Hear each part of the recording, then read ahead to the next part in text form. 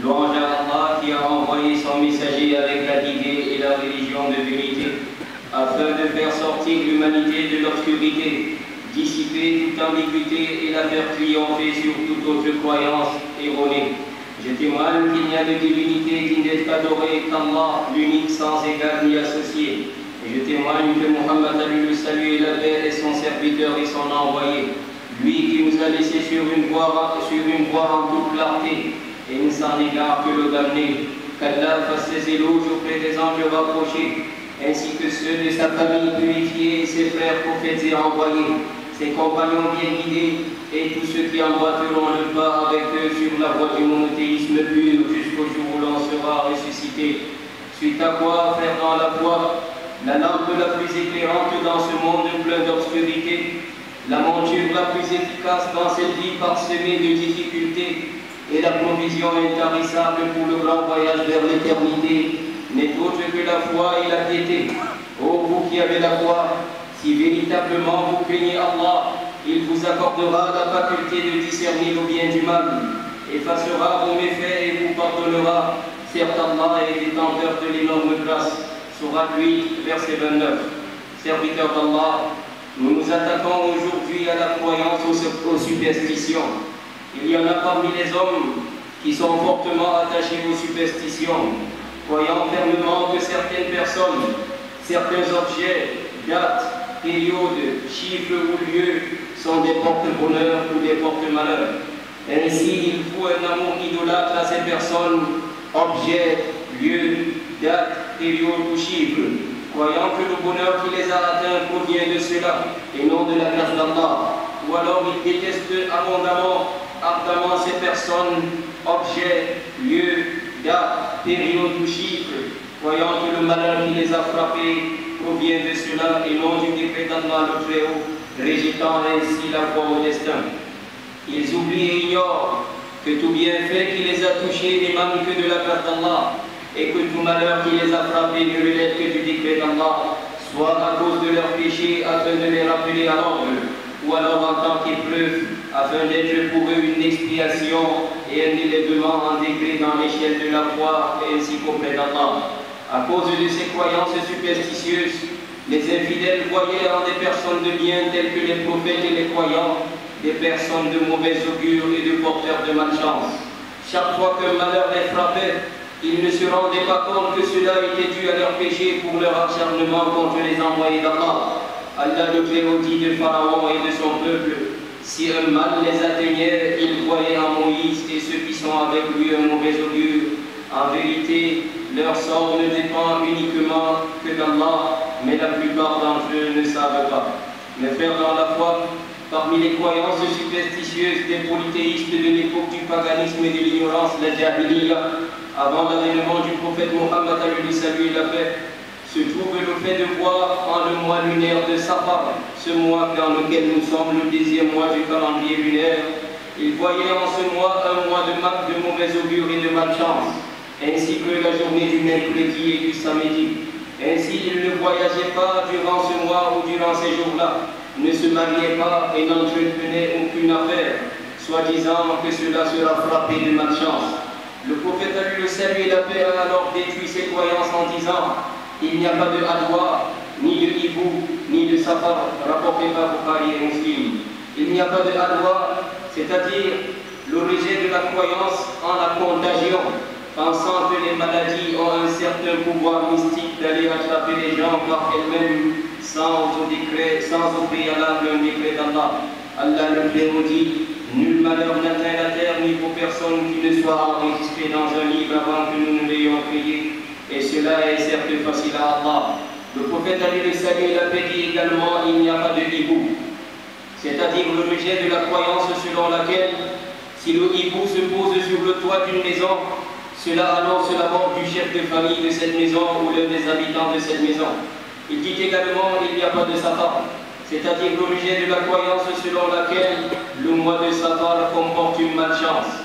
Toutefois, malgré l'abolition de ces croyances superstitieuses par le prophète à lui salut et la paix, celles-ci demeurent encore chez bon nombre de personnes de nos jours, alors que cela relève du polythéisme et de l'idolâtrie, risquant de conduire à l'apostasie de la foi et par conséquent dans le feu de l'enfer, qu'Allah nous en précède. Chers frères, le bonheur, le malheur, les bienfaits, les épreuves, tout cela ne relève que du décret d'Allah et non d'un porte-bonheur ou d'un porte-malheur. Le prophète a eu le salut et la paix a dit: sache que si toute une foule se réunissait pour t'être utile en quelque chose, elle ne te serait utile que pour une chose qu'Allah a déjà inscrite à ton profit. Et si elle se réunissait pour te causer une nuisance quelconque, elle ne te nuirait que pour une chose qu'Allah a déjà inscrite contre toi. Les plumes ont été levées et l'arbre sur les feuillets asséché, rapporté par Tirmidhi et jugé bon. Le Très-Haut dit: ne vous jetez pas par vous-même dans la destruction. Cela n'exclut pas qu'Allah fasse de certaines de ses créatures une cause de bien ou une cause de mal. Certes, le temps n'est qu'une créature d'Allah. C'est en lui que se posent les actes du fils d'Adam. Chaque temps que tu emploies à l'adoration d'Allah est un temps béni pour toi. Et tout temps que tu emploies à la désobéissance d'Allah est une malchance contre toi. La véritable poisse et la malchance n'est autre que la désobéissance à Allah. Les péchés engendrent la colère d'Allah sur son serviteur et rendent ce dernier malheureux dans ce bas monde et dans l'au-delà. Tout comme les actes d'adoration engendrent l'amour et l'agrément d'Allah sur son serviteur et rendent ce dernier bienheureux dans la vie d'ici-bas et celle d'après. Et certes, le péché est un porte-malheur pour celui qui le fait et ceux qui l'entourent, car ils ne sont pas à l'abri qu'un châtiment descende sur eux. Serviteurs d'Allah, l'islam est venu enraciner le monothéisme pur dans le cœur des hommes, les attachant à la foi correcte et aux croyances authentiques, détruisant l'idolâtrie, le polythéisme, le paganisme, la mécréance et les innovations dans la pratique religieuse des racines, afin de délivrer les créatures de la servitude des créatures vers la servitude du Créateur, Allah l'unique sans associé. C'est pourquoi lorsque le soleil s'est éclipsé et que cela avait coïncidé avec la mort du fils du prophète Mohammed sallallahu alayhi wa sallam, son fils nommé Ibrahim, et que les gens se sont mis à dire que le soleil s'est éclipsé à cause de la mort du fils du prophète, a eu le salut et la paix. Le prophète, a eu le salut et la paix, leur a répondu: le soleil et la lune sont deux signes parmi les signes d'Allah. Ils ne s'éclipsent pas pour la vie ni pour la mort de qui que ce soit. Il n'est donc pas admettable que ceux qui disent avoir la foi croient encore à des superstitions, ni le fait de se cogner le pied droit ou le pied gauche, de se mordre la langue, de voir un chat noir, de recevoir sur soi les selles d'un oiseau, de voir un hibou sur le toit de sa maison, ou le mercredi, ou le samedi, ou le mois de Safar, ne sont des porte-bonheur ou des porte-malheur. Le prophète a eu le salut et la paix dit: quiconque arrête d'accomplir ce qu'il voulait entreprendre à cause de la superstition sera alors idolâtre. Par exemple, celui qui voulait voyager, puis lorsqu'il sort, on lui dit que sa voiture a des problèmes, il dit: c'est un mauvais signe, je ne voyage plus. Cela est un mauvais signe dans sa foi. De même, celui qui est galvanisé à faire une chose à cause de la superstition, la bonne pensée, le bon augure augmente l'énergie et le courage dans ce que l'on entreprend. Ainsi, la poitrine s'épanouit, le cœur se réjouit et l'étroitesse installée par le diable disparaît.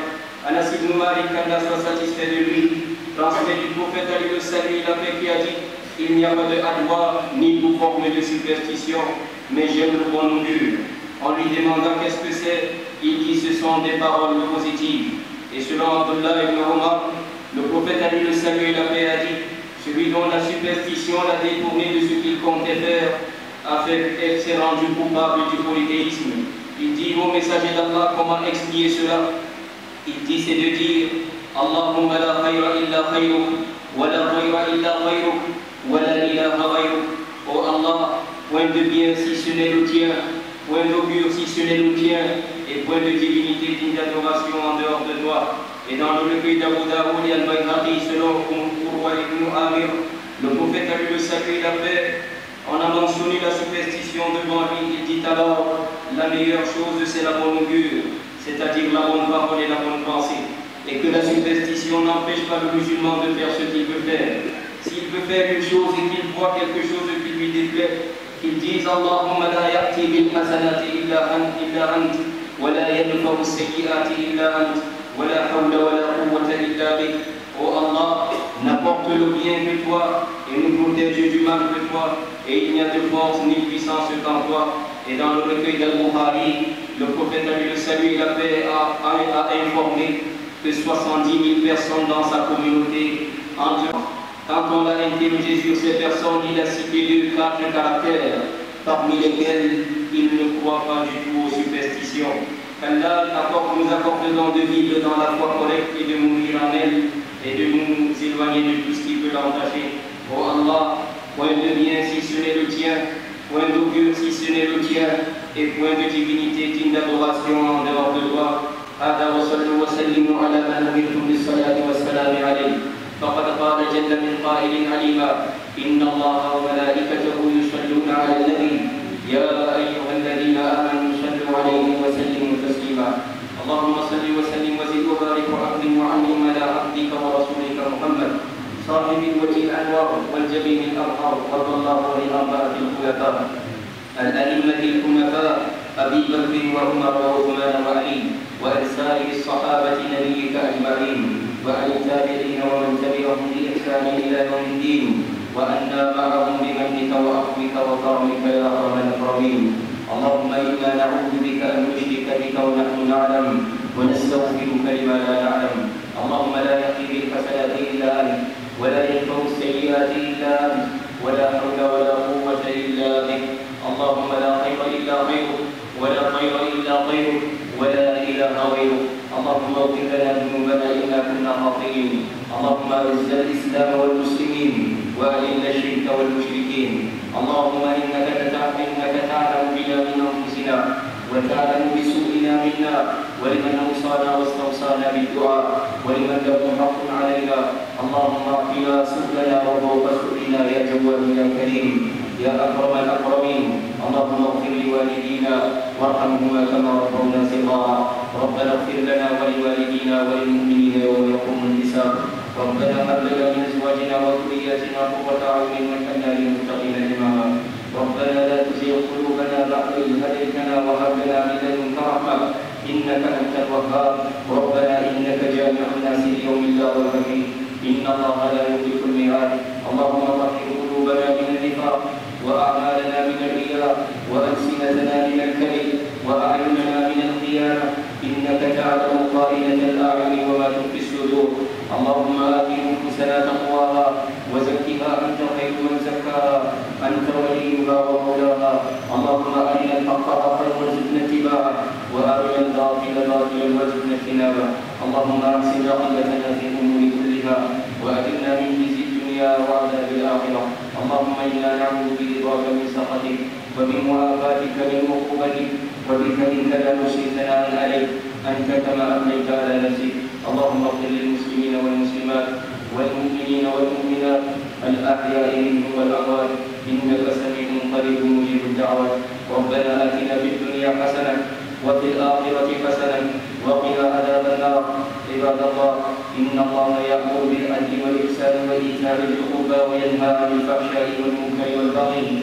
يعظكم لعلكم تذكرون فاذكروا الله العظيم الجليل يذكركم واشكروه على نعمه وآلائه يزدكم ولذكر الله أكبر والله يعلم ما تصنعون